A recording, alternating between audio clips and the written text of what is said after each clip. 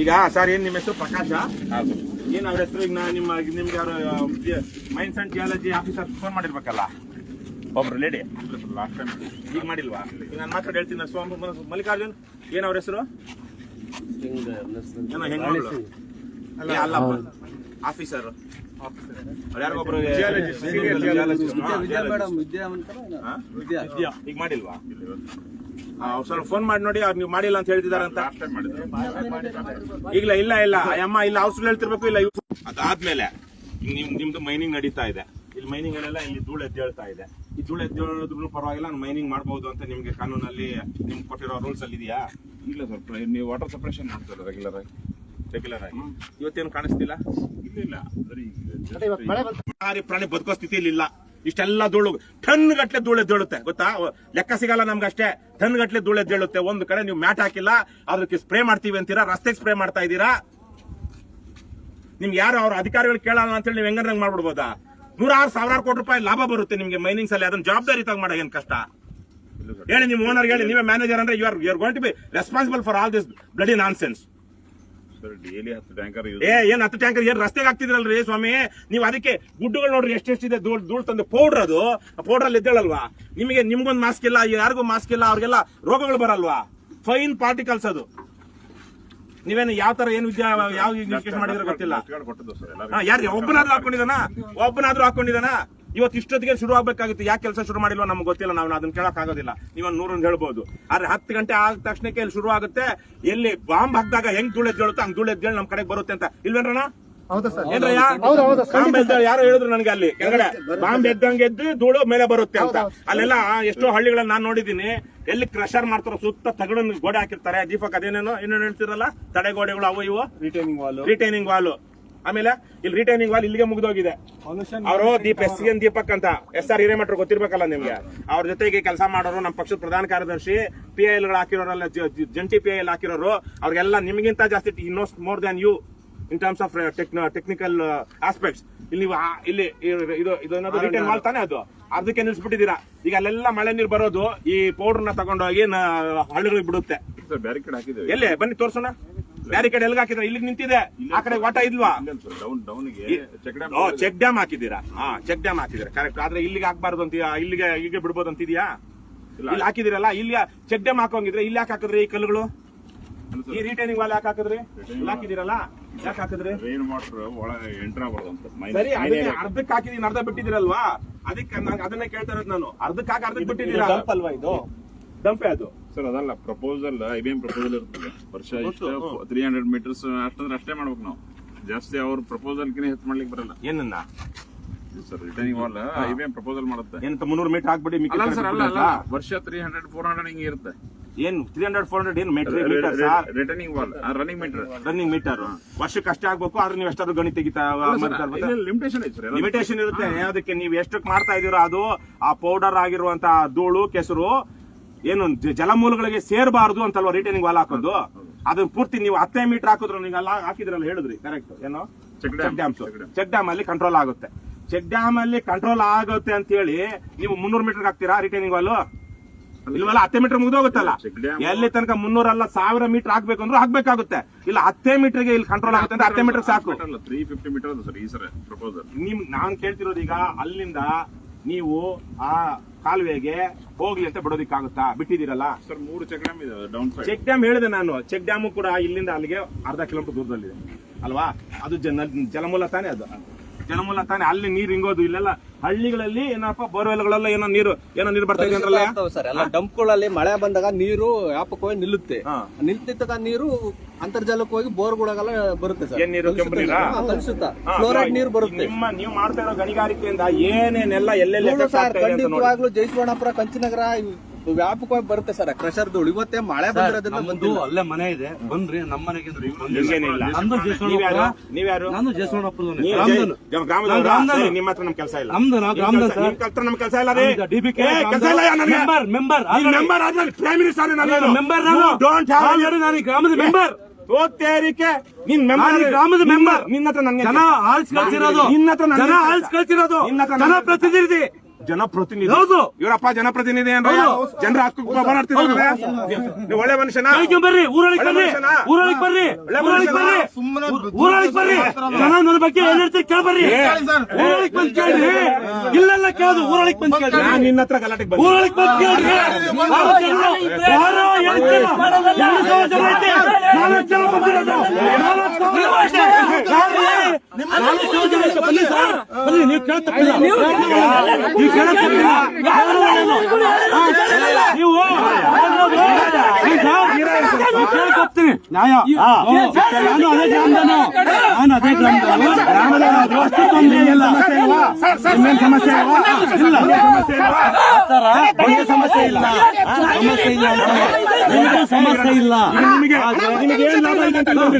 ನಿಮ್ಗೇನ್ ಲಾಭ ಇದೆ ಅಂತ ನೀವು ಬಂದ್ರಿ ನಿಮ್ಗೇನ್ ಲಾಭ ಇದೆ ನಿಮ್ಗೇನ್ ಲಾಭ ಇದೆ ಅಂತ ನೀವ್ ಬಂದ್ರಾ ನಮಗ್ ಲಾಭ ಇದೆ. ಏನು ಪರಿಸರ ಲಾಭ ಇದೆ, ಲಾಭ? ಜೀವನ ಲಾಭ ಇದೆ. ನೀವ್ ಬೆಂಗಳೂರಾಗಿರೋನು ನೀವ್ ಬೆಂಗಳೂರು ನಾನು ಆಲ್ರೆಡಿ ಇಲ್ಲಿ ದುಡ್ಡಿಗೆ ಯಾರು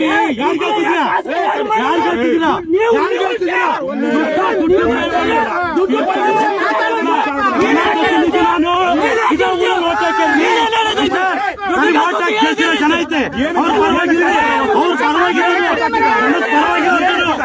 ಏನ್ ಮಾತಾಡ್ತಿದ್ದೀರ ಏನು ಕೋಟ್ ಹಾಕಿದ್ದಾರೆ, ಏನು ಕೈ ಓಟ್ ಹಾಕಿದ್ದಾರೆ, ಏನು ಕೋಟ್ ಹಾಕಿದ್ದಾರೆ. ಹೌದು ಕೆಲಸ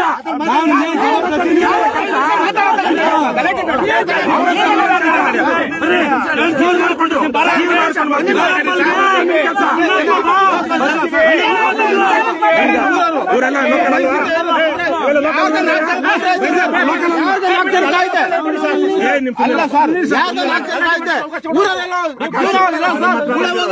ಅವ್ರ ಹತ್ರ ನಿಮ್ಗೆ ಏನ್ ಕೆಲಸ ಇದೆ ನಮ್ಗೆ ಗೊತ್ತಿಲ್ಲ. ಅವ್ರನ್ನ ಏನು ಕರ್ಸ್ಕೊಂಡಿದ್ದೀರ ಅಂತ ಗೊತ್ತಿಲ್ಲ.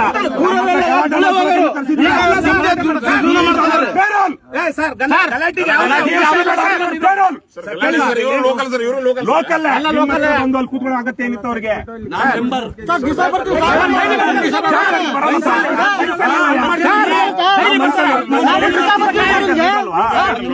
ಏನು ವ್ಯವಹಾರ ಮಾಡ್ತಾ ಇದ್ರಿ ಒಳಗಡೆ? ಇವರೆಲ್ಲ ಜನ ಅಲ್ಲ, ಜನ ಅಲ್ಲ. ಅವ್ರೆಲ್ಲ ನಮ್ಮೂರಲ್ಲಿ 4 ಜನ ಇದಾರೆ ಇಲ್ಲಿ 2,000 ಜನ ಗ್ರಾಮದಲ್ಲಿ ಸರ್ ಕೇಳಿ ಬಾ ಹೋಗೋಣ ಊರೊಳಗೆ ಹೋಗೋಣ ಪಬ್ಲಿಕ್ ಕೇಳೋಣ ನಿಮ್ಗೆ ಎಲ್ಲಕ್ಕೂ ಯಾರು ಬಂದಿಲ್ಲ ಅಂದ್ರೆ ಸಮಸ್ಯೆ. ನಿಮ್ಮ ಬಗ್ಗೆ ಫುಲ್ ಸಪೋರ್ಟ್ ಸರ್ ನಿಮ್ಮ ಬಗ್ಗೆ ನಾವು ಬರೀ ಹೋಗೋಣ ಗ್ರಾಮ ಸಭೆ ಸೇರಿಸ್ತೀನಿ ಗ್ರಾಮ ಸಭೆ ಸೇರಿಸ್ತೀನಿ ಯಾವ ಬೇಕು ಸರ್ ಯಾವಾಗ ಇನ್ನು 22 ಬರೋದ ಮಲ್ಲಿಕಾರ್ಜುನ್ 22 ಡೇಟ್ ಕೊಡ್ರಿ, ಡೇಟ್ ಕೊಡ್ರಿ, ಒಂದು ಡೇಟ್ ಕೊಡ್ರಿ. ನೀವು ಹೇಳಿದ್ರ ಬಗ್ಗೆ ನಾವು ಕೆಟ್ಟಿಲ್ಲ ಬಟ್ ನ್ಯಾಯ ರೀತಿ ಇರ್ಲಿ. ಇವರೆಲ್ಲ ಜನ ಅಲ್ಲ, ದನಗಳಿರ್ಬೇಕು. ಯಾರು ಜನನೇ ಅವ್ರಿಗೇನು ನಾನು ಕರ್ಕೊಂಡು ಹೋಗಲ್ಲ. ನಮ್ಮೂರ ಎಷ್ಟು ಜನ ಹೇಳ್ತೀವಿ ಸರ್, ದೊಡ್ಡ ಬೇಲ್ಕೆರೆ ಗ್ರಾಮದ ಎಷ್ಟು ಜನ ಹೇಳ್ತೀವಿ ಸರ್, ದೊಡ್ಡ ಬೇಲ್ಕೆರೆ ಗ್ರಾಮದವ್ರು ಎಷ್ಟು ಜನ ಮಾಹಿತಿ ನೇರವಾಗಿ ಹೇಳ್ತೀವಿ. ಈಗ ಇಲ್ಲೆಲ್ಲ ಈ ಪೌಡರ್ ಎದ್ದೇಳುತ್ತಲ್ಲ, ಅವರು ಪೌಡರ್ ಎದ್ದೇಳದ ಗಣಿಗಾರಿಕೆ ಮಾಡಬೇಕು. ಒಬ್ಬ ಜನಪ್ರತಿನಿಧಿಯಾಗಿ ಬಸವರಾಜ್ ಕೇಳಿದ್ದೆ ಯಾವಾಗಾದ್ರೂ ಕೇಳಿದ್ದೀನಪ್ಪ? ಕೇಳಿದ್ದೀನಿ ಮೊನ್ನೆ ಧೂಳು ಬಂತು, ಆಷಾಢದಲ್ಲಿ ಧೂಳು ಬಂತು, ನಿಮ್ಗೆ ಧೂಳು ಆಗ್ತಾ ಇದೆ, ಬೆಳೆ ಮೇಲೆ ಕುಂದುತ್ತೆ, ನೀವು ಸಿಕ್ಕಾಬಿಟ್ಟೆ ನೀರು ಹೊಡೆದು ಫುಲ್ ಕಂಟ್ರೋಲ್ ಮಾಡಿ ಮಾಡಿದ್ದಾರೆ ಸರ್. 80% ಹೊಸ ಟ್ಯಾಂಕರ್ 80% ಮೇಲೆ ಮಾಡಿದ್ರು. ಈಗ ಅವ್ರೇನ ಖುಷಿಯಿಂದ ರೋಡ್ಗೆ ಹಾಕ್ತೀವಿ ಸರ್ ತಪ್ಪಾಗಿ ಹೇಳ್ತಿಲ್ಲ, ಸರಿ ಇದೆ, ಜನದ ಬಗ್ಗೆ ಕಾಳಜಿ ಇದೆ, ಅದ್ರ ಬಗ್ಗೆ ನಾವು ತಪ್ಪಾಗಿ ಹೇಳ್ತಿಲ್ಲ ನಿಮ್ಗೆ. ಬಟ್ ನಾವು ಅನ್ನ ತಿಂತೀವಿ, ಜನಗಳು ತಲೆ ಹೊಡೆದು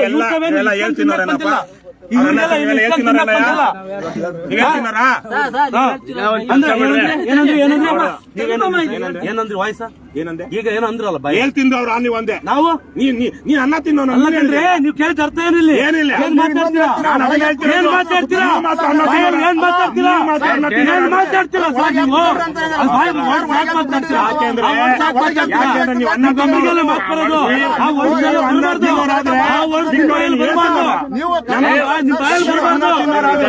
ನಮಗೆಲ್ಲ ಸಮಸ್ಯೆ ಹೇಳ್ಕೊಂಡಿದ್ದಾರಲ್ಲ ಅವ್ರು ಅನ್ನ ತಿಂತಾರೆ. ಅದನ್ನೇ ಕೇಳ್ತಾ ಇರೋದು, ಸಮಸ್ಯೆನೇ ಕೇಳ್ತಾ ಇರೋದು.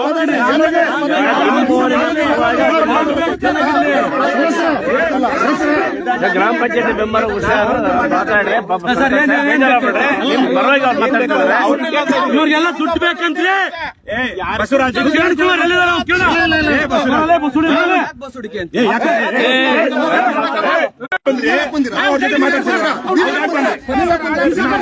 ನಿಮ್ಗೂ ಸಮಸ್ಯೆ ಇಲ್ಲ ಇತ್ತೇನಪ್ಪ? ನಿಮ್ಗೂ ನಮ್ ಸಮಸ್ಯೆ ಇದೆಯಾ? ನಾವು ಸಮಸ್ಯೆ ಬಂದಿದೆ. ಕಾನೂನು ಬಾಹಿರವಾಗಿ ಗಣಿಗಾರಿಕೆ ನಡೀತಾ ಇದೆ.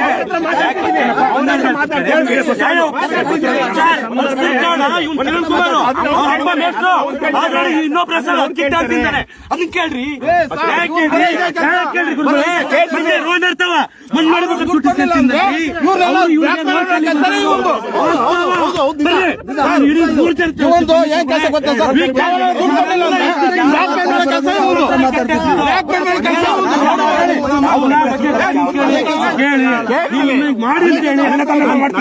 ಅದನ್ನ ತಾನೇ ಮಾಡ್ತಿರೋದು.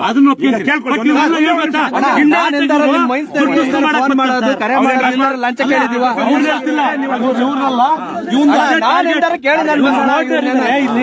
ಕೇಂದ್ರ ಕಂಪ್ನಿ ಅಂತ ಇದೆ, ಲೈವ್ ಬನ್ನಿ ಮಣ್ಣು ಹೊಡಿಬೇಕಾದ್ರೆ ದುಡ್ಡು ಸರ್. ಅವ್ರ ವ್ಯವಹಾರ ಐತೆ ಸರ್.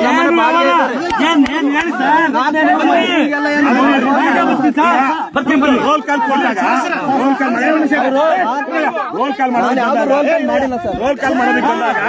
ಕಾಲ್ ಮಾಡೋದಕ್ಕೆ ಬಂದಾಗ ಯಾವನ ರೋಲ್ ಕಾಲ್ ದುಡ್ಡು ಕೊಡ್ತಾನಲ್ಲ, ಅವನೇನಾದ್ರು ತಪ್ಪು ಮಾಡಿಲ್ಲ ಅಂದ್ರೆ ಅವ್ನ ಯಾಕೆ ಕೊಡ್ತಾನೆ ದುಡ್ಡು? ಕೊಡಲ್ಲ. ಬಟ್ ಏನಾಯ್ತು ಅವನು ಕಂಪ್ಲೇಂಟ್ ಮಾಡ್ಬೇಕು. ರೋಲ್ ಕಾಲ್ ಮಾಡ್ತಾನೆ ಅಂದ್ರೆ ಕಂಪ್ಲೇಂಟ್ ಕೊಡಕ್ ಹೇಳಿ. ಕಂಪ್ಲೇಂಟ್ ಕೊಡಕ್ ಹೇಳಿ. ಇವರು ನಾವು ರಾತ್ರಿ ತುಂಬಾ ದೂರ ಹೋಗ್ಬೇಕು, 250 ಕಿಲೋಮೀಟರ್. ಒಂದ್ ವಿಚಾರ ಹೇಳ್ಬಿಟ್ಟು ಹೋಗ್ಬೇಡ, ಒಂದೇ ವಿಚಾರ. ಈಗ ಇಲ್ಲಿ ಕಾನೂನು ಬಾಹಿರವಾಗಿ ಏನಾದ್ರು ಗಣಿಗಾರಿಕೆ ಆಗ್ತಾ ಇದ್ರೆ ನಿಮ್ಗೇನ್ ಸಮಸ್ಯೆ ಬರಲ್ಲ, ಇವ್ರ ತಾನೇ ಬರೋದು. ಇಲ್ಲಿ ಶಿಸ್ತುಬದ್ಧವಾಗಿ, ವೈಜ್ಞಾನಿಕವಾಗಿ, ತಾಂತ್ರಿಕವಾಗಿ ಏನೆಲ್ಲ ನಿಯಮಾವಳಿಗಳನ್ನ ರೂಪಿಸಿಕೊಂಡು ಗಣಿಗಾರಿಕೆ ಮಾಡಬೇಕಾಗಿತ್ತು ಅದನ್ನ ಮಾಡ್ತಾ ಇಲ್ಲ ಅಂತ ಎದ್ದು ಕಾಣಿಸ್ತಾ ಇದೆ. ಇವ್ರಿಗೆ ಹೇಳಿ ಸರ್, ನೀವು ಅದನ್ನ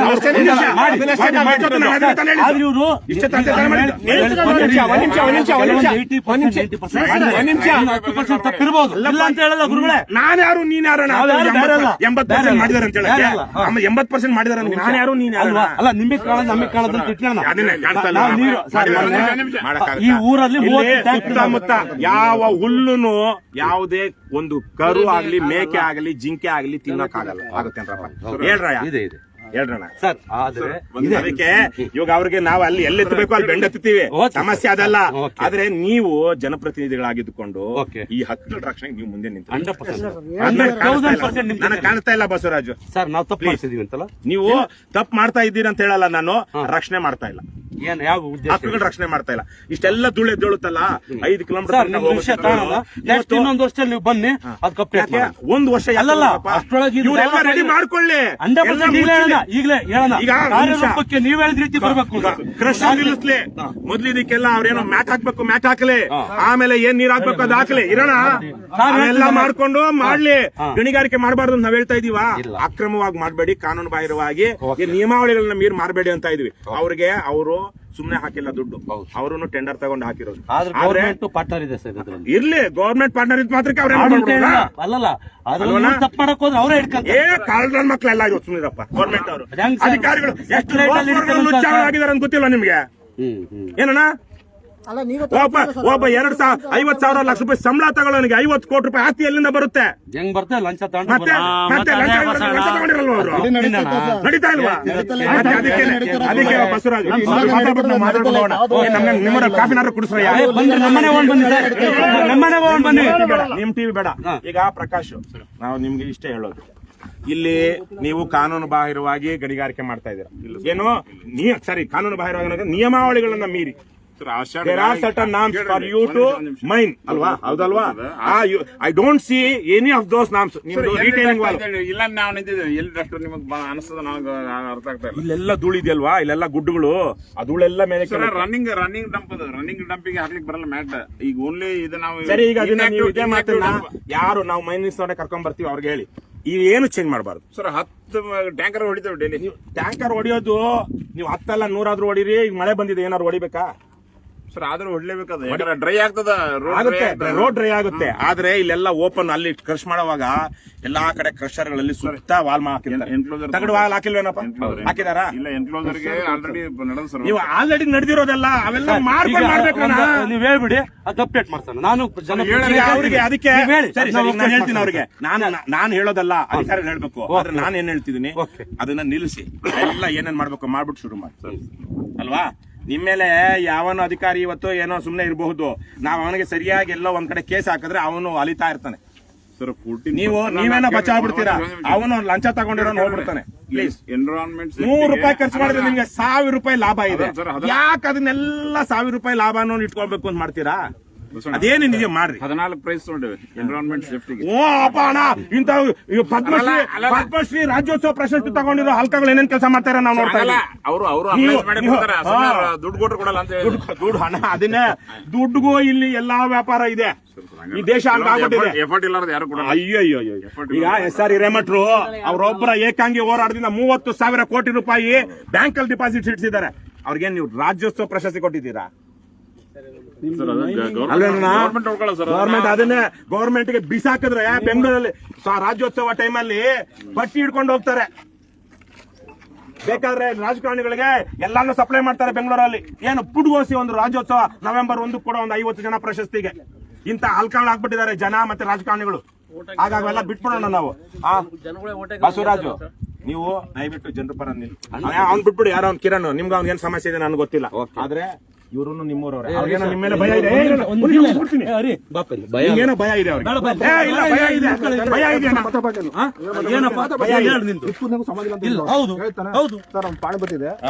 ಪಾಣಿನಲ್ಲಿ ಬರುತ್ತಪ್ಪ. ನಮ್ಮ ಪಕ್ಕ ಇವರು ಶಿಷ್ಯರು, ನಾನು ಅವ್ರ ವಿರುದ್ಧ ಇನ್ನು ಮಾತಾಡಿ ಇವತ್ತು ಮಾತಾಡಿ 18 ವರ್ಷದಿಂದ ಮತ್ತೆ ಬಗೆಹರಿಸ್ಕೊಡ್ರಿ ಅಂತ ಕೇಳಿದೆ.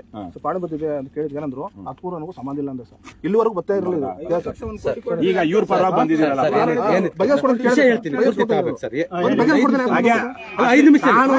ಒಂದೇ ನಿಮಿಷ. ಅವ್ರ ತಂಗಿನೇ ನಾನು ಮದುವೆ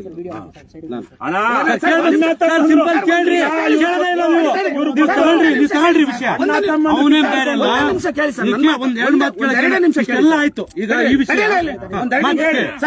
ಸಂಬಂಧ ಹೇಳ್ಬೇಡಿ, ಯಾಕಂದ್ರೆ ಸಂಬಂಧಗಳು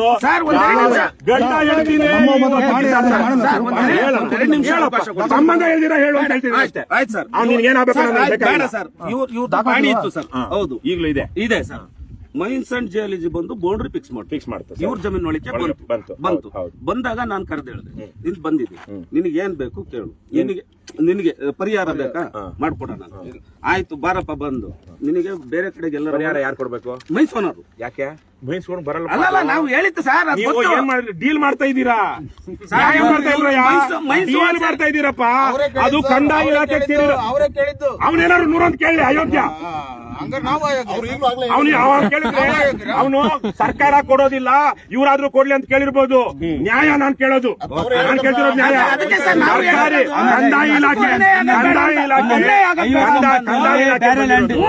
ಮತ್ತೆ ಎಕ್ಸ್ಟ್ರಾ ಲ್ಯಾಂಡ್ ಮಾಡ್ಕೊಡ್ಲಿ ಅದೇ ಜಾಗದಲ್ಲಿ ಕೊಡ್ಲಿ. ಸರ್ವೆಯಿಂದ ಹೇಳಿ ಲ್ಯಾಂಡು ಬೇಕು ಅವನಿಗೆ. ಮೂವ್ ಆಗಿದೆಯಾ? ಮೂವ್ ಆಗಿಲ್ಲ. ಕಾಂಪೌಂಡ್ ಹಾಕ್ಬಿಟ್ಟು 5 ವರ್ಷ 10 ವರ್ಷ ಆದ್ಮೇಲೆ ಲ್ಯಾಂಡ್ ಕೊಡ್ತೀವಿ ಅಂದ್ರೆ ಇದನ್ನ ಕಿತ್ಕೊಳ್ಳೋಕ್ ಮೊದಲು ಅಲ್ಲಿ ಕೊಡ್ಬೇಕು. ಬಿಗಿನಿಂಗ್ ಕಿತ್ಕೊಳ್ಳೋಕ್ ಮೊದಲು ಅಲ್ಲಿ ಕೊಡ್ಬೇಕು. 2 ವರ್ಷ ಈಗ ಸರ್ ಒಂದು ಇತ್ಯರ್ಥ ಆಗ್ಬಿಡ್ಲಿ ಸರ್ ನಿಮ್ಮಿದ್ರಿಗೆ. ನಾವು ಡಿಸಿಗೆ ಏನ್ ಪಾಣಿ ಕೊಡ್ಲಿ, 59ರಲ್ಲಿ ಎಕ್ಸ್ಟ್ರಾ ಲ್ಯಾಂಡ್ ಇದೆ, ಗವರ್ಮೆಂಟ್ ಲ್ಯಾಂಡ್, ಅದನ್ನ ಅಲಾಟ್ ಮಾಡ್ಸವ. ಯಾರು ಡಿಸಿಗೆ ಯಾರು ಕೊಡ್ಬೇಕು? ನಾವು ಸರ್, ನಾವು ಆ ತಪ್ಪಲ್ಲ. ಇವ್ನ್ ಲ್ಯಾಂಡ್ ಹೋಗ್ತಾ ಐತೆ, ಇವ್ನ ಗುಣಕ್ಕೆ ಇವ್ರ ಅಪ್ಪನ ನೀವು ಯಾರು ಅದು ಕಾನೂನಲ್ಲಿ ನಿಮಗೆ ಗೊತ್ತಿದೆಯಲ್ಲ, ಜಾಗ ಕಾನೂನಲ್ಲಿ ನಿಮ್ಗೆ ಗವರ್ಮೆಂಟ್ ಅಲ್ಲಿ ಹೀಗೇನೆ ಎಲ್ಲ ಎದ್ದೇಳುತ್ತೀರಿ. ಗಾಳಿ ಬಂದ್ರೆ ಟನ್ ಗಟ್ಟಲೆ ನಿಮ್ಗೆ ಗೊತ್ತಾಗಲ್ಲ. ಇಲ್ಲ, ಆಷಾಢ ಗಾಳಿ ಒಂದು ಜಾಸ್ತಿ ಆಗಿ ಬಂದಿದೆ. ನಾನೇ ಹೇಳ್ತೀನಲ್ಲ, ನಾನು ಒಪ್ಕೊಳ್ಳೋಕೆ ಕೈಗಾರಿಕೆ ಮಾಡ್ತಿದ್ರು. ಮಿನಿಸ್ಟರ್ ಆಗಿದ್ರು ಅವ್ರು ತುಂಬಾ ರೆಸ್ಪಾನ್ಸಿಬಲ್ ಆಗಿ ಮಾಡಿ. ಇವತ್ತಿರೋರು ಹಂಗಿದಾರನಪ್ಪ. ಏನಣ್ಣ ನಿನ್ನ ಹೆಸರು? ಮಂಜುನಾಥ್. ನಮ್ಮ ಏನ ಹುಡುಗನ ನಮ್ಮ